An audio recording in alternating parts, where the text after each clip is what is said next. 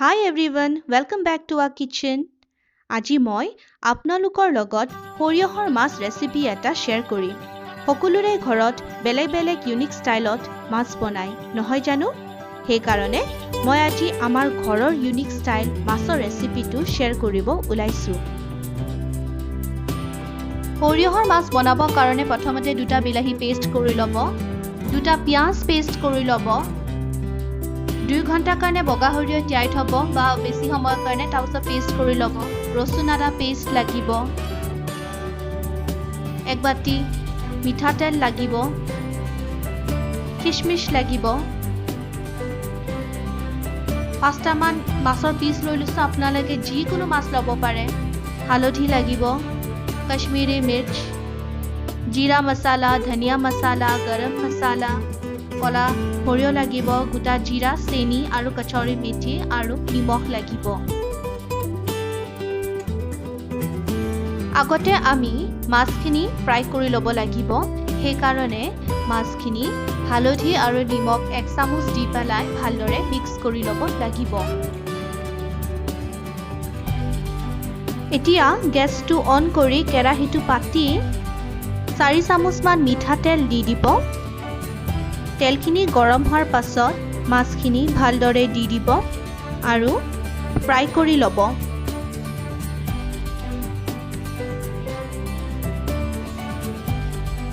মাছখিনি এটা সাইড ভালদৰে ফ্ৰাই হোৱাৰ পাছতে সিটো সাইড উল্টাই ল'ব আৰু ভালদৰে ফ্ৰাই কৰি ল'ব। যদি কেঁচা হৈ থাকে তেনেহ'লে মাছখিনি ভাঙি যাব পাৰে। মাছখিনি ফ্ৰাই হোৱাৰ পাছত মই নমাই আনিলোঁ।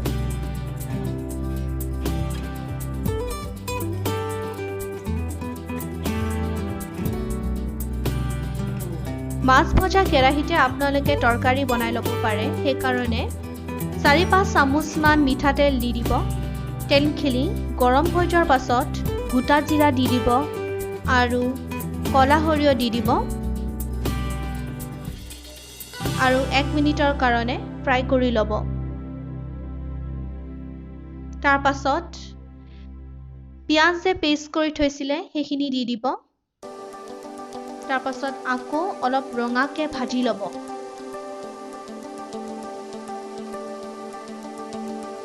এতিয়া ৰচুন আদা পেষ্টখিনি দি দিব আৰু ভালদৰে ভাজি ল'ব।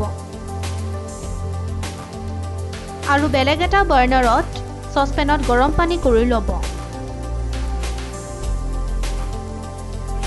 এতিয়া চেনি দি দিব 1 চামুচ।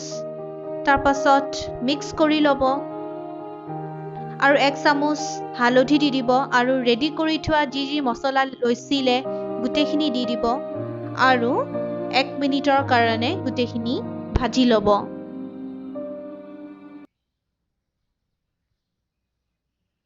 এতিয়া পেষ্ট কৰি থোৱা বিলাহীখিনি দি দিব আৰু ভাজি ল'ব। বিলাহীখিনি 1 মিনিটৰ কাৰণে ভালদৰে ভাজি লোৱাৰ পাছত সেই বগা সৰিয়হ যে পেষ্ট কৰিছিলে সেইখিনি দি দিব আৰু 5-7 মিনিটৰ কাৰণে ভালদৰে ভাজি ল'ব।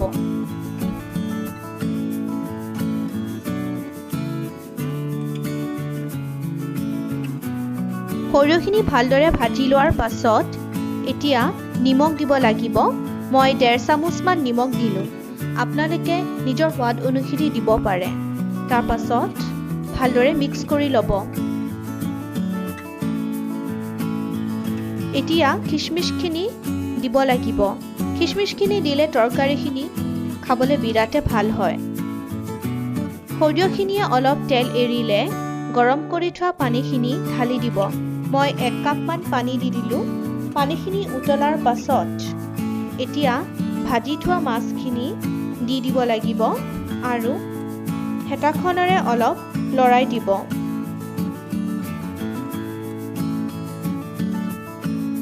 তৰকাৰীখিনি অলপ উতলাৰ পাছত কচুৰি মেথি দি দিব, নহ'লে বা ধনিয়াও দিব পাৰে। এতিয়া আমাৰ সৰিয়হৰ মাছ ৰেডি হৈ গ'ল। সঁচাকৈ বহুত ধুনীয়া গোন্ধ ওলাইছে আৰু দেখাতো বহুত টেষ্টি লাগিছে। আৰু তাৰ পাছত গেছটো অফ কৰি দিব।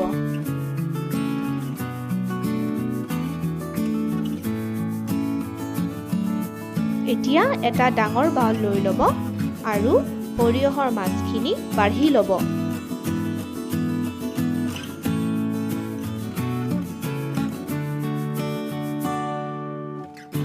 এয়া গৰম গৰম সৰিয়হ দি বনোৱা মাছ আলহীক খুৱাই চাবচোন আৰু এনেদৰে অসমীয়া থালি সজাই ল'ব।